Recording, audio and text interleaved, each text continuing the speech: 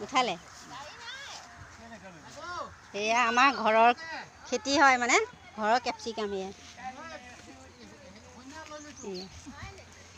আমাৰ ঘৰত মানে বাৰীত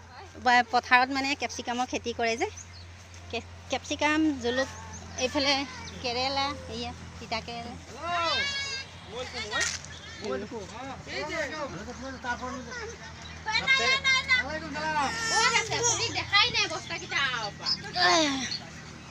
কিমান ডাঙৰ ডাঙৰ চাকচোন বহুত ডাঙৰ ডাঙৰ হৈছে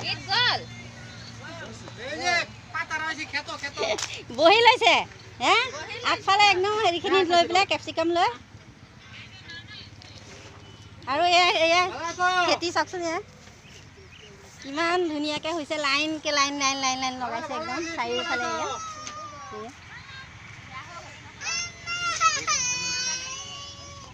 সেয়া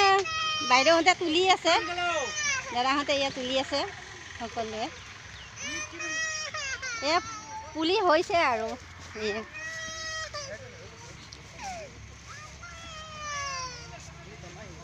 আৰু এইফালে মানে কেৰেলাও কৰিছে তিতা কেৰেলা মানে ছিজন মতে মানে খেতি লগাই থাকে এতিয়া এয়া কেপচিকাম কৰিলে এতিয়া কেৰেলা কৰিছে তাৰপিছত আকৌ তিহু কৰিব আৰু ৰঙালাওটো আছেই ধান উঠোৱাৰ পিছতে ৰঙালাও কৰি দিয়ে আমাৰ ঘৰৰে খেতি মানে ঘৰতে মানে এইখিনি খাই থাকিব পাৰে আৰু বজাৰৰ পৰা কিনিবলগীয়া নহয় এয়া ছিঙিয়ে আছে ইমান চাপৰ চাপৰ এজোপা হাতত এনেকৈ লাগে মানে কেপচিকাম চায়ে কিবা ভাল লাগি যায় এয়া চাওকচোন এয়া লাগি আছে এয়া লাগি আছে ইমান ধুনীয়া ধুনীয়াকৈ খেতি লাগিছে এনেকুৱা আমাৰ মানে টাউনত থকাতকৈ এনেকৈ গাঁৱত থাকিলে মানে বহুত ভাল লাগে গাঁৱৰ পৰিৱেশটো মানে বেলেগ ধৰণৰ গাঁৱৰ মানে ফ্ৰেছ মালবিলাক খাব পাৰি আমাৰ ঘৰৰ পথাৰখন অকণমান আপোনালোকক দেখুৱালোঁ কেনেকুৱা লাগিলে জনাব কিন্তু এনেকুৱা গাঁৱত থকা মজাই বেলেগ টাউনত কিন্তু এনেকুৱা নাপাওঁ টাউনততো আৰু কি ইজনে সিজনক মাতিব নিবিচাৰে ৱালখন পাৰ হৈ ইজনে সিজনক কোনেও নেচায় নকৰে আৰু আমাৰ এইটো এটা পুখুৰী আছিলে এইটো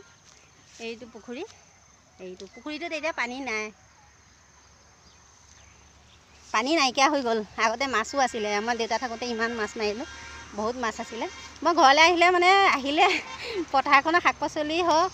যি হওক বাৰীখন মানে চামেই বহুত ভাল লাগে মানে খেতি কৰা যে আমি যে ধৰক টাউনত থাকোঁ তেনেকুৱা সেইবিলাক নাপাওঁ